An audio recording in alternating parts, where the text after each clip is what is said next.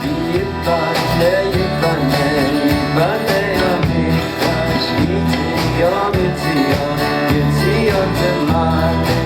Yiboneh, Yiboneh, Yiboneh HaMikdash, Yitzion, Yitzion, Yitzion Temaneh. Neshama shir chadash. Shalom Aleichem, everybody. Welcome home to Torah. A warm welcome home to Torah. We are in the Yiboneh Beit Midrash. And as you know, we had our grand opening the other night. And Baruch Hashem, we started our minyan in the morning, 7:45. If you live within, 15 minutes walking distance, you will take a bus. I don't care. You can park in the area, but you're really invited. And we serve a really nice breakfast afterwards. So for those who are listening, who live mamish close by, 7:45 at 52 Emek Rafaim, Shachris, nice slow pace. So if you're in a rush, this minyan is not for you. Okay? What we do here is we use the Yakar for the basis of our discussion. I encourage all those who are watching. There's a link to the Hebrew sheets. Of course, they're just black and white for you. You don't get the colored sheets, but in order to learn Hebrew, even to get a depth of the Parsha, it's worthwhile trying to learn the Hebrew, okay?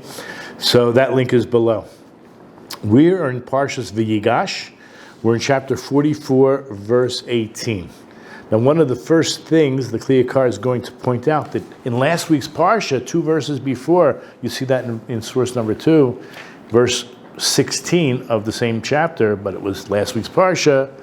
We're going to discuss both of these verses and how they all fit together. And we'll start with the part of the Hebrew of VaYigash alav Yehuda, v'yomer bi Adoni. So he approaches what he doesn't know is Yosef, the viceroy of Egypt. He approaches him and he says these words, right? Yehuda approached and said to him, "If you please, my Lord." That's what we read so far. Even the word bi Adoni, the word bi can mean please or it can mean within me. Everyone's translating it as please. And he is coming in an appeasing way, as we will see. But he simultaneously, because the word has another meaning, I am the one carrying all the guilt. Don't blame my brothers. Don't blame Benyamin. Don't blame Shimon. I'm the guilty one. Okay. Now, the Yakar points out right away, Lefi shekavar amru lo ha'achim. Yehuda was speaking on behalf of the brothers in verse 16, the end of last week's Parsha. You can see this on number 2 on the source sheet. Actually, I want to divide verse 18 into several different parts. As we said already, then Yehuda approached him and said, "Please, my Lord." But then he says, "Let now your servant speak something into my Lord's ears." Okay? Yidabir no avdecha davar ba'aznei Adoni. So that is I'm going to separate it because there's something very important that is being conveyed, but we don't see it yet. Then let not your wrath be kindled against your servant.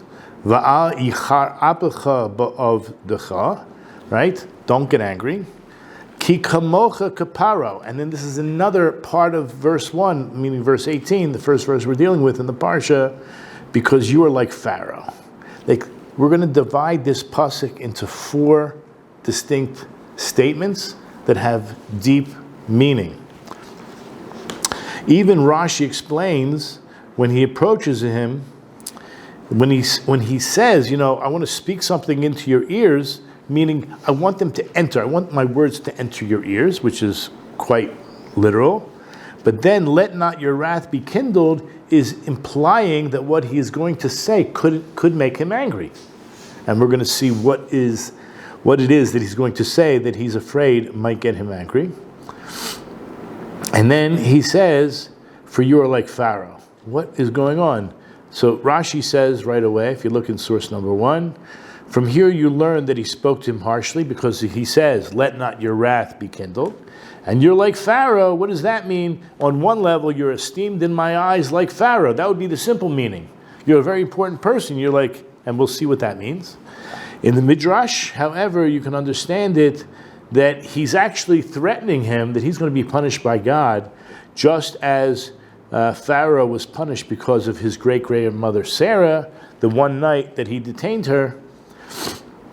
And there's another explanation in Rashi, just as Pharaoh issues decrees and he doesn't carry them out, meaning he's, I don't know if you want to call it a hypocrite or incapable, or, not a good leader or just a liar.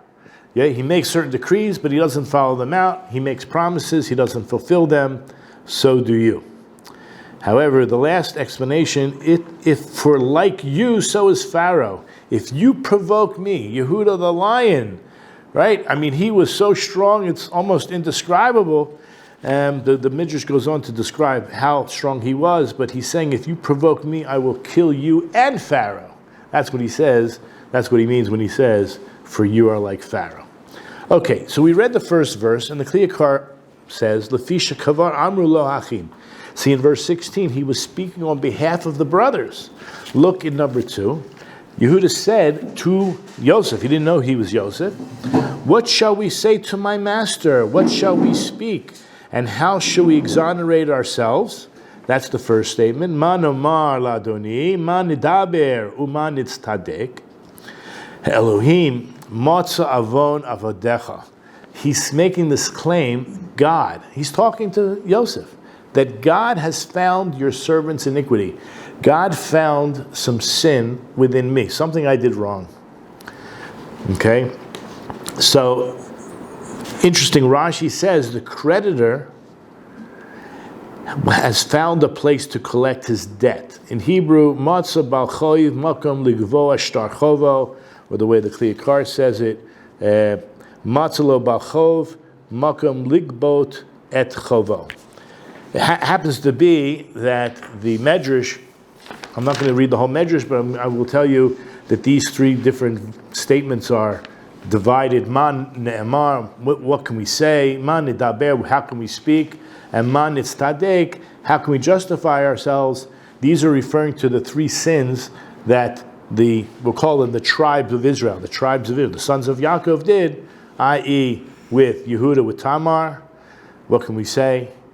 Bilha with Ruvain and switching the beds, and with Dinah, meaning Levi and Shimon, took apart Shechem.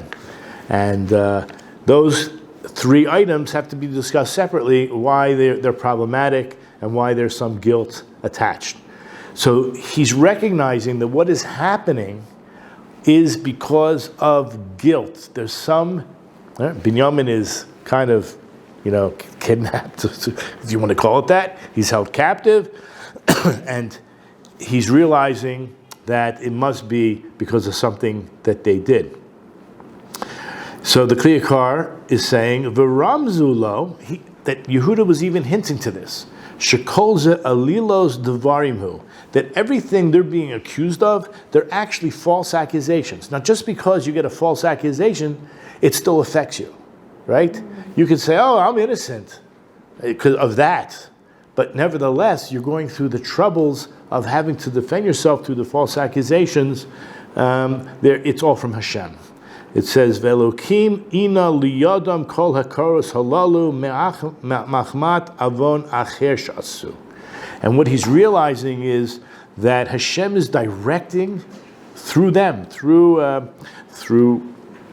all the things that are happening to them, on account of some other sin that they did. V'hu masha asu la'achehem Yosef. What was it? They actually sold Yosef. And who had the idea to sell Yosef? Yehuda himself. We're going to focus on that. But what they did to their brother Yosef. Like it says, that's why I'm taking you back to verse 16. He even says, right, God has found your servant's iniquity. This is a discussion. They're realizing that there's something they did wrong, that all this has come about. Aval ashemim anachnu al achinu. As the verse says, we're guilty because of what we did to our brother. Ve'al oto avon amar Yehuda, and it was regarding that sin that Yehuda said, "K'mitvade al chatav," as if he was confessing for his sin. The Amar, when he says, Bi Adoni, it's not just please, oh my Lord, it's in me. There's something in me. What is in me? Oto avon acher, some other sin. Not what you're accusing me, not all the fake news, right? But there's something else. When you hear fake news and it affects you, and you know that it's totally baseless, and it affects us, I won't mention the virus that went around, whether it affected people or not. There was a lot of fake news about it, and it affected all of us in a horrific way. It was, I don't want to call it a punishment, but it was a message. Let's call it a message from Hashem. And I think I spoke about it then, and I got a YouTube strike, that the word corona means crown. Our job is to put the crown on Hashem. The word corona, keter in Hebrew, is 620, keter. And the 613 mitzvahs for the Jews, the 7 Noahide mitzvahs, that we all together, all humanity, has to get our act together. And that's why we were, punished, let's say awoken, with that virus. Okay, that's my opinion. So the closer we get to putting the keter back in its right place, we won't be fooled by a false keter. Okay. It was that sin which caused, we were considered, that's why, right, we think this is why all of these happenings happen to us. Taloi bi, it's somehow taloi bi, it's hanging in me, I'm the one responsible. Yoter mikol achai, more than my brothers. What was it that Yehuda said? He's the one who said, let's sell him, but okay, we're not there yet. Al kenani Muchrach lekanes ba'al. Therefore, I, Yehuda, I feel, because he's approaching, the word VaYigash, he approaches him. One of the 12, right? One of the brothers is approaching, so he feels that he's muchrach, he's forced to enter into the scene. Ledaber b'fanecha yoter mikula, more than any other of the brothers. Remember, Yehuda also has a certain achrayut, certain responsibility as the leader. The emet kenu, and that's the truth. In number 7, in Genesis chapter 37, verse 26 through 27, Yehuda said to his brothers, what is the gain if we slay our brother? And so there was the idea of killing him and covering up his blood. He says, no, there's no gain. Let us sell him. At least we get some money out of it. Let us sell him. But obviously it wasn't for the money. He really didn't want to kill his brother Yosef. Let us sell him to the Ishmaelites, but our hand shall not be upon him, for he is our brother, our flesh. And the brothers listened. It says they listened. So on page 3 at the top, L'chu v'nimcharenu. Let us sell him. These are the words that Yehuda used, and it's interesting because the Medrash says that realize the brothers, when they saw their father upset, they had this regret. And they realized, Yehuda, you're the leader. Look how upset father is.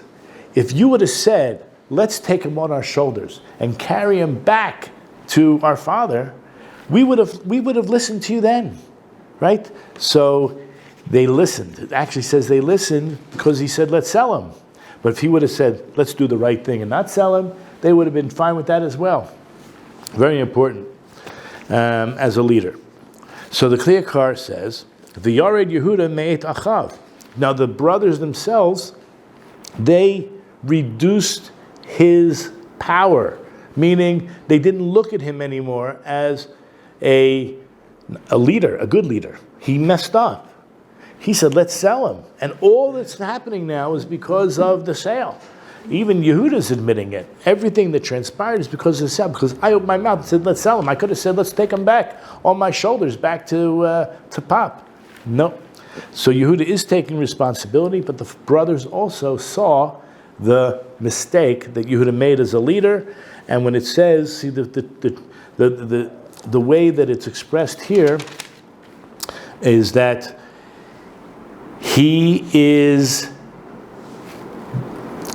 there's a whole narrative like inserted that leads up to the relationship with Tamar. So there's like this digression from the narrative. And so in Pashat Pshat, that he went down from his brothers, meaning he departed from them and he went to we'll call it fornicate with Tamar. But in Hebrew, it's right. We said the Hebrew was the red Yehuda. He went down. And look at Rashi on number 4 to teach us. Well, let's start at the beginning. Why was this section placed here, where it interrupts the section dealing with Yosef? To teach us that Yehuda's brothers demoted him from his high position when they saw their father's distress. They had regret. They said, "You told us to sell him. Had you told us to return him, we would have obeyed you. We would have listened as well." Okay, back in the Yakar, Perish Rashi on that verse, Echav horiduhu migdulato, that the brothers reduced him from his position of greatness. And what did they say? The Amru, Ata amarto lanu lamachro, you're the one that told us to sell him. The ilu amarto lanu lahoshivo, if you would have told us to return him, hayinu oisim, we would have done it, we would have listened. And it was for 2 reasons Yehuda said to Yosef, Bi Adoni. So we're going to get into it. We're going to get the nitty-gritty. In me, my master. Remember the way we're truly translating it as, please, my master. But it's Bi Adoni. What does it mean, Bi Adoni? The Yakar says, Oto avon taloi bi. It's that particular sin that is hanging on me, is dependent on me. He'echadhu, one way to look at it, mechamat shabola taretz, on account that it's coming to actually answer a question. Lama ani nigash ledaber lefanecha yoter mikulam.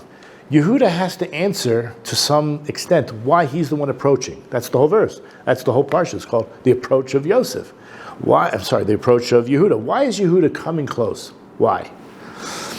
He has to answer to the viceroy, to Yosef. Lefisha ani chavti mikol oison hagigulim she'avru aleim me'akmat oto avon.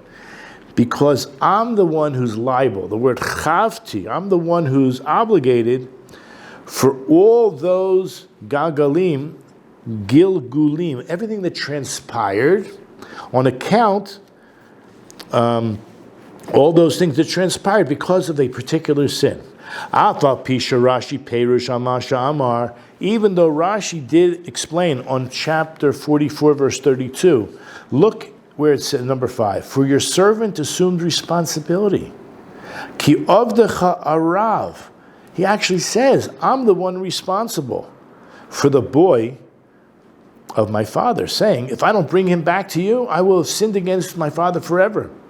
He made it like an oath that if he doesn't bring Benyamin back, he is basically, we'll call excommunicated in this world and the world to come, which is pretty severe. So, Gomer, Lama ani niknas litigar yoter mishar achai. He's trying to, why am I the one who's coming, and even like the word litager means to provoke, enter the fray, enter this conflict, more than the other brothers. Lefishin nit kasharti bekesher chazak. I bound my soul, I bound myself with such a strong binding, liot menuda mishnei olamot, to be excommunicated. I really, I was trying to make things right. I sent Benyamin down, you know what I mean? Now he's in captivity, and we got to get him out. I'm doing everything I can right now to negotiate with the viceroy to free up Benyamin. Okay, so Mikol Makom Higu Fakashia. This is a famous, like, when you explain something, and then you say, but I have a question on that because that doesn't make sense. So that's what it means, that the whole premise here we have a problem with the premise. Why did he in the first place take this special vow where he basically put his whole life on the line for Benyamin? He actually perceived or felt within himself, he understood on his own,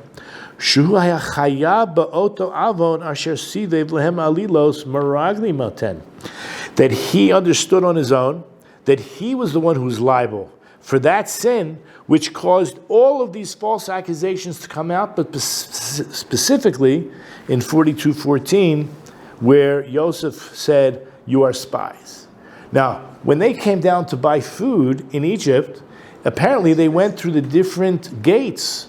Why did they go? Not because they didn't want to be seen, because they were looking for Yosef. They know Yosef was sold to the Egyptians, and they were looking for him. So the best way to find somebody, they in the army, I guess, spread out. Okay, so they came in through the different gates. Mitzrayim, by the way, the name itself is very constricting. Nobody could ever escape. They had really good system of guarding. So, of course, the guards all realized these Hebrews were all coming in through different gates. But it was because of the sale of Yosef that they went and entered the different gates, and they appeared as spies. So, of course, it's a false accusation. Nevertheless, Yehuda realizes the accusation is because of the original sale or the idea of selling him. And the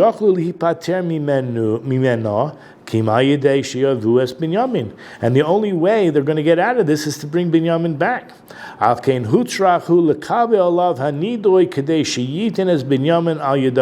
only way that Yaakov would allow Benyamin to go was through the idea that Yehuda was going to take this extra special responsibility. All right, you make an oath on your life, you believe the person will fulfill it or is taking that kind of responsibility. Sheyotzi et echov min alila asher sivevhu lehem ayidei sha'amar lehem limchor et Yosef. And he wanted to exclude the brothers from these false accusations which he caused when he originally said to sell Yosef.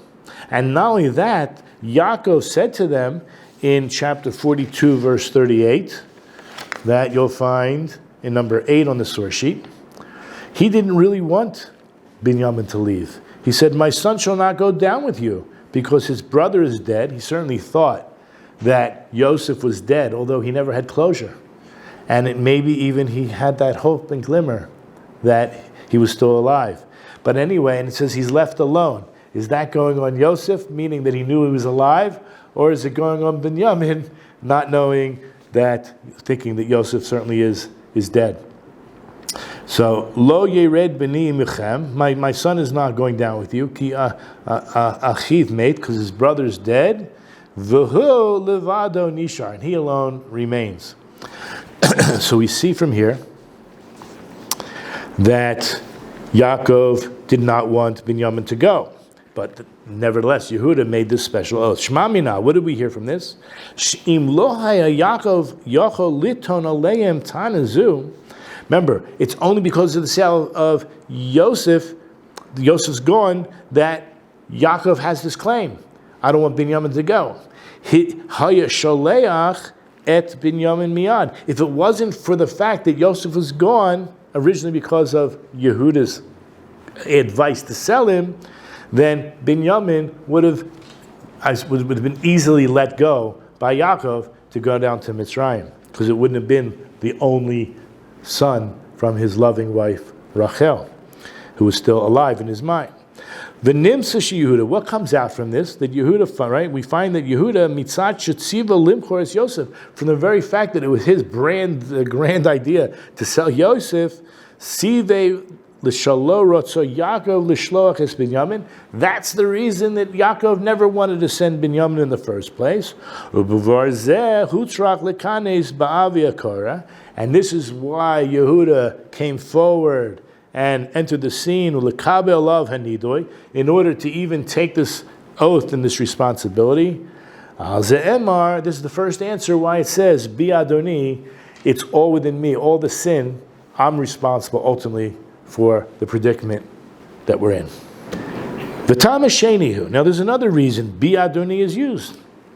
What he wanted to convey was the following. Yeshev no avdecha tachas hana'ar evid la'adoni. So in verse 33, look at number 9, he says he wants to go in place of. And we always see these cop shows where the cop says, take me as your hostage, let them go, right? So this is, I get they got it from us, right, from the Bible. So let your servant stay instead of the boy as a slave to my Lord, and may the boy go up with his brothers, right? That's what it says. So Yakar says, V'yitan olav ha-Moshe, Lama Yotzachov Zakai. So the Moshel is the viceroy, the leader, the ruler. That's Yosef. He's making a claim. His claim is, why should the guilty go free? You're guilty. You're going to go free. And the innocent go out. Oh, let me just read it like this. Lama Yotzachov Zakai. Why should, he's thinking Benyamin is guilty. So why should the guilty one go out free? V'hazakai yotzei chayav lekanes ba'ol ha'avdus chinam. And you, Yehuda, who are innocent, you didn't steal the goblet. The whole reason is because of the theft of the goblet, that the person who's guilty goes out. So that was the first part. That the guilty person goes out free, and you, Yehuda, who are innocent, that you're going to end up being a servant for nothing. You didn't do anything wrong.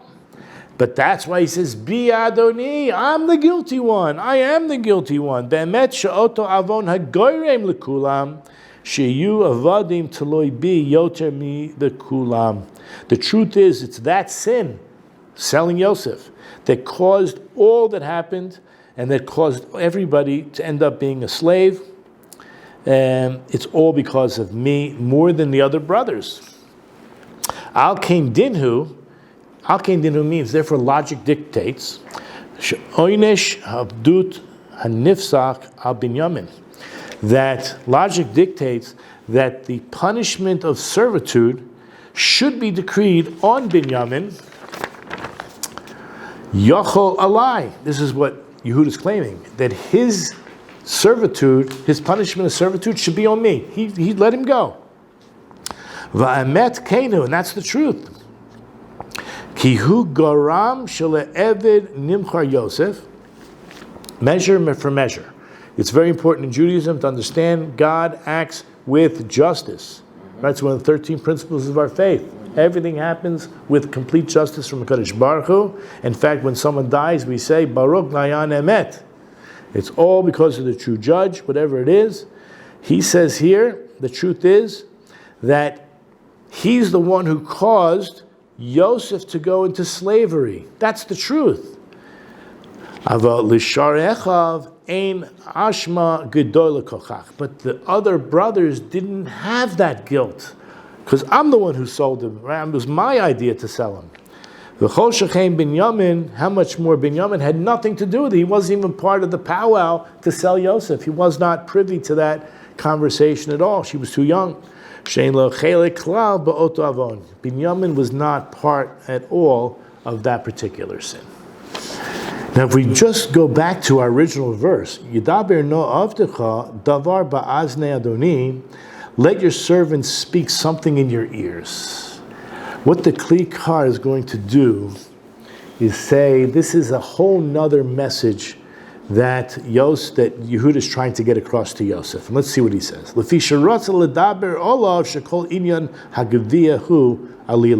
He wanted to get across the message that this whole idea of the goblet was fake news. It was a frame up. Let's use the word frame up. Alila. It was false. It was a false accusation. That's the word. Al kein nigash alav lilchosh ba'aznav. Therefore, he approached him to speak in a whisper into his ears. Shelo yitba'esh, not to embarrass Yosef. He didn't know it was Yosef, but not to embarrass the viceroy. See, if you embarrass the viceroy, the person in with power, he might get angry because you're embarrassing him in public. So he says, Ki kamocha kaparo. You're just like Paro, kamo shirui lechalok kavod l'malchut. It's appropriate to distribute, to apportion some honor. I don't want to embarrass you. I mean, first of all, it's not going to be good for him to embarrass the person he's negotiating Benyamin's freedom with. But he wants to give him honor. Shein ledaber kashot bifnei melech. We all know you don't speak harshly in front of the king. There's a pasuk in Proverbs, Mishlei 16:14. It's number 10 on the source sheet. The king's wrath is like messengers of death. Chamat melech malache maves. So you don't want to get on the bad side of the person who can say, off with your head, right? Kach ein nachon ledaber gvoa lahotzi otach mepiv neged kol hashoimim. Therefore, it wasn't proper to speak very arrogantly, pridefully, in front of other people who are listening. Umeimenu lamdu zeh. We learn this from him. We learn this. Because Yosef himself said in verse 4, 44:4, look at number 11. This is amazing. So they're leaving, and Yosef, we don't know it's Yosef, but anyway, we know it's Yosef because we know the story. They had exited the city. They hadn't gone very far when Yosef said to the overseer of his house, one of his servants, "Get up, pursue the men, and when you overtake them, say to them, 'Why have you repaid good with evil?'" So in the Hebrew, "Kum radof achre anashim," get up, chase after these people, and this is an important word, v'hisagtam, reach them. Reach them. In other words, as we're going to see, don't cry out or scream out from a distance and say, "You robbers, stop them," like as you see in those movies, right? Go chase him, he's a robber. No. Approach them, wait until you reach them, and then say to them, so that others don't, in other words, Yosef was also trying to apportion honor. And first of all, we know the whole thing was fake to begin with, but nevertheless, he didn't want to embarrass them or put them in a bad light in front of the Egyptians, as the Yakar is about to say. Here it is. Davke kishat sigem tia samuch lehem tedaber ba'aznam inyan hagbia. It's specifically once you reach them and you're actually close to them, then I want you to speak in their ears regarding the goblet. V'lo titzach alehem merachok lahari alehem kaganav. And don't scream or yell at the top of your lungs from a distance, shouting to them like a ganav, as people would do if there was really a ganav. Ele beincha lebeinam tidaber lehem, but rather make it a private discussion just between you and them. Shelo yedu hamitzrim devar mizeh, so that the Egyptians, it says they weren't that far. They were still close to the metropolitan area, so the Egyptians who would watch this or hear of this wouldn't be privy to this conversation. Al ken gam b'vikuach zeh rotzo Yehuda luchosh ba'aznav. So too, in this confrontation, this altercation with Yosef, with the viceroy, Yehuda did not want to let all the Egyptians in the room hear, but he spoke in a whisper into Yosef's ear, "V'kolo lo yishma el mitzrim," so his voice would not be heard by the Egyptians in the room. So we learn, Yehuda even learned, this is how it should be done from the way that Yosef dealt with him. V'amar al yichar apcha ba'avdecha. Remember, he says, let not your wrath be kindled against your servant. He didn't want the ruler to be angry with him. This is very important for us. Ki kol ka'as mevi lidei ta'ut. Anyone who gets angry will easily come to make mistakes. You lose your mind. They say, you get angry, you lose your mind. In fact, even in halacha, it's almost like akin to avodah zarah. You can actually lose your whole equilibrium. V'yigrom shelo yikansu ta'anotai ba'aznecha af im yu nochachim lemevin. So he didn't want him to get angry because that would cause a mistake. So, and that he could cause that should not enter the claim into his ears, even if he was actually like present and understood the claim. What does that mean? The very idea that if he got angry, that would cause his ability to judge fairly would just be out the door. He would not be able to judge properly. V'im tomar, you say, who cares? Uma bekach, guess what? Kim lifamim eza sara moisha yite b'dvar hamishpat, that if sometimes it could happen where a minister or a judge, someone very important, makes a mistake in judgment, guess what? There's always somebody above him, like at least in America, and I don't know how it works here, but basically you go to a higher court. Right? You can appeal, and then maybe they're standing to go to a higher court. So if a minister makes a mistake, you can always go to the king. Yesh gavoa me'al kol gavoa v'hu hamelech. There's someone you can always go to, which would be the king. Shalochin hamishpat el hamelech v'hu yitaken ma shekil kol hamoshel.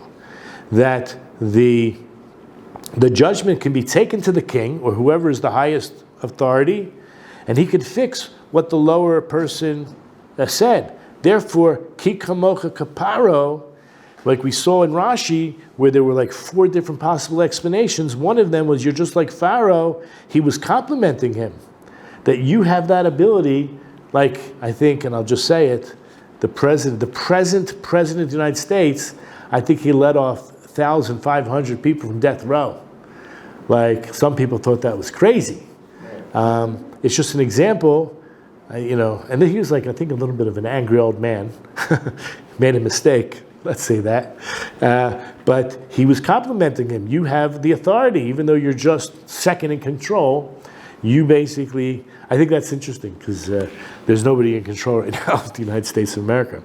Anyway, ve'etzlecha hagamar din kamo etzel paro. You have, by you, the ability to give the final verdict like Paro has. Ve'ein li kacha mishpat mimcha el hamelech. And nobody's going to take that away from you and bring it to the king, because you're like the king. That's what he was giving him, a compliment. He was not exactly confronting him right. He didn't want him to get angry. Umilfanecha mishpati yetze mikol v'kol. And because of you, or from you, all the judgments come entirely, or the final verdict. Al ken ani mivakesh. Therefore, I'm coming. Bi Adoni, please, my master. She'einecha techazena meisharim. That in your eyes it should be viewed, be fair, be just. Al yichar apcha. Do not get angry. Vazlo tavo lidei tut. And then there won't be any mistakes. V'yesh ledaktek. Now we're going to carefully examine. The Yakar says, if you really carefully examine this, lama armor balashon nistar. Nistar means third person.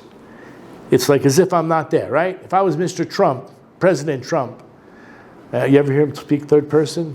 Trump. So some people can talk like that. Yedabir no avdecha davar.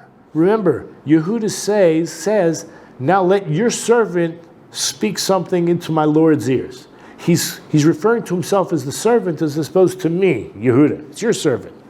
V'nochalomar, we're able to say Lefisha Ratzalomar, because what was he trying to convey?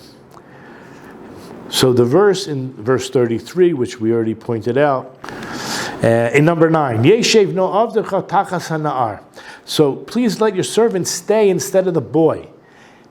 Interestingly, what did Yosef actually say? He said look in number 12, in chapter 44, verse 17. But he said, far be it from me to do this. The man in whose possession the goblet was found shall be my slave. Just notice, Yosef is saying, the man, ish, ha'ish, asher nimtza hagbiya biyado, hu yeli eved. Yehuda is going to claim he's just a nar. Now, we understand he's at least 22 years old. We don't know exactly how old he is. At least 22. He's probably older than that by a few years. He's not a nar. But Yehuda is referring to him as a nar because he doesn't want Benyamin to remain a slave. He wants to be in his shoes. He wants to switcheroo. So notice, first of all, that he says it in Lashon Nistar, third person. And he says, Yeshev no avdecha, let me, your servant, be in place of the nar. L'kol davar ani mu'ula mimenu. Now, it may be true, but he's using this as an ace card, or a joker, whatever you call it, a trump card. I am better than Benyamin in everything. When it comes to, we saw this Rashi, when it comes to a servant for a king, he has to be strong. He has to know war tactics, and he has to be a good servant. And this kid, this young person, he's not a kid. Benyamin doesn't have any of those qualities. I got them all. But he was trying to put himself in the place of Benyamin. Listen to what it says. L'chol davar ani me'ula mimenu. In every aspect, I'm better than him. Ligvura, in strength. Umilchama, in tactic for war. Ulishamesh, and in servitude. His kirkan odini in echad. And as I said in the beginning of this last paragraph, he's adding another dimension. Kikol evid sarik leda ledaber b'lifnei malachim. That every servant who serves a king has to know how to speak in front of kings. And I can do it. He can't. L'sader devarav shichansu ba'aznehem. In order to organize his words, that they should enter into his ears, right? You're a counselor to the king. You're giving advice. Kishu b'haskel b'seder nachon. You have to speak with intelligence and in the proper order. Aval ha'evet she'enu yodei l'sadir divarav, but a servant who doesn't know how to organize his words, einu rui liot eved el hamoshel. He's not fitting to be the servant by the ruler. Hachashuv kamelech. Remember, the ruler is like a king. L'chach amar. That's why it says kalpei mashamar Yosef der pasak. Remember, I mentioned already in verse 17, 44:17. It says, the man, ha'ish, right? The man in which the goblet is found. That's who's going to be the slave. Hare odonar. He's claiming he's still young. He's not fit to speak in front of you. Amar, that's what he was trying to say. Tinaseh, look, you can test me, the tivdok, you can check me out. Yidaber no avdecha, let your servant speak. Meaning, Asher b'charta lecha, you're going to choose, you're going to have chosen me. Davar ba'aznei adoni, let me speak into your ears. Ba'oifen, in a way, shalo yichar apcha be'avdecha, that's not going to get you angry. I know how to speak. I'm going to show you the power of persuasion, how to speak to a king. Now, it could come out that you're certainly going to get angry. That's why I said kamocha kaparo. That's why Yehuda says, you're just like Pharaoh. It's an appeasement. You need somebody of value who can talk to you. I'm smart, I'm intelligent, and I can talk to you. And not a lad who's an ignoramus like him. He's calling Benyamin an ignoramus, basically to free him up from being a slave to the king. Aval bi adoni, but me, or let's say, please my Lord, again, it's in me. Timsa kol ma asher atam mevakesh. It's in me, not the sin necessarily, but all the qualities that you're looking for. It's in me. That's what you're looking for. Velo bo, not him. Ki afilu hadibur einu bo. Even speech, he doesn't have the quality of high-level speech. V'chol shechein shenu yodei shar tachsisei malchut. And not only that, how much more so, he doesn't really know the strategies of the king, really means for war as well. Now some say, Yidaber no avdecha, when it says, let your servant speak, please, asher also masech bia unetono ba'am tachat Benyamin. The person, the slave, remember it says that Yosef sent one of his officers to follow them, or he even sent one of them to put the goblet in the bag. He's basically, let him testify. He'll tell the truth. Asher also masek bia unetanu ba'am tachat. He put the goblet in the saddlebag of Benyamin. Hu yagid al kol hakoros. Let him testify about everything that he did. We know it's fake news. Let the guy come forward and we call whistleblower. Let the whistleblower come forward. V'shakol zeh alilus dvarim, and you'll see that everything that we've been accused of is totally fake news, totally made up, a setup. Okay, so I hope you enjoyed this year, and what we did learn, number one, don't get angry, right? Learn how to speak to people in authority. We learned a lot. I think we learned some Hebrew on the way. We got some insight into the Parsha. We understood Rashi's a little bit better, even though we read it quite quickly and superficially. You have to spend time going over the Parsha, but what we did was we peeled some of the layers off the onion, and we have a better idea of the conversation and why Yehuda approaches. And I think for a certain level, because we're called Jews, Yehudim, we follow the footsteps of Yehuda, who takes responsibility. The Jewish people are a mamlechet kohanim, a goy kadosh. We have a certain amount of responsibility, and I think you could see it in the world for those who are really, truly awoke, not the fake woke, but the Jews in war, we take responsibility, and we, we could talk hours about this, but we won't. Just know there's a lot of fake news out there. There's no, I don't know if you can even say the word genocide. Obviously, that's not true. With all the reports that have come out now, how the numbers were just construed and faked and whatever.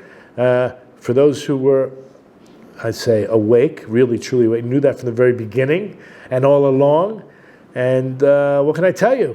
Keep your eyes on Israel. Pray for the peace of Jerusalem. And B'ezrat Hashem, we should all zocha to put the crown back in its place with all the mitzvahs, whether you're a Jew or Gentile, you're a Yisrael or a Ben Noach. And B'ezrat Hashem, we should see the glory of God, and the Torah will fill the entire earth, and the sea, right? Fill the sea to one end of the earth to the other. And B'ezrat Hashem, and I want to wish everyone, Hanukkah is now over, but I can also say for the non-Jewish calendar, they call it a new year. For us, it's a new month, right? We just celebrated Rosh Chodesh, so I'm wishing everyone a Chodesh Tov, and a Shabbat Shalom, and a great life. And we'll see you next week.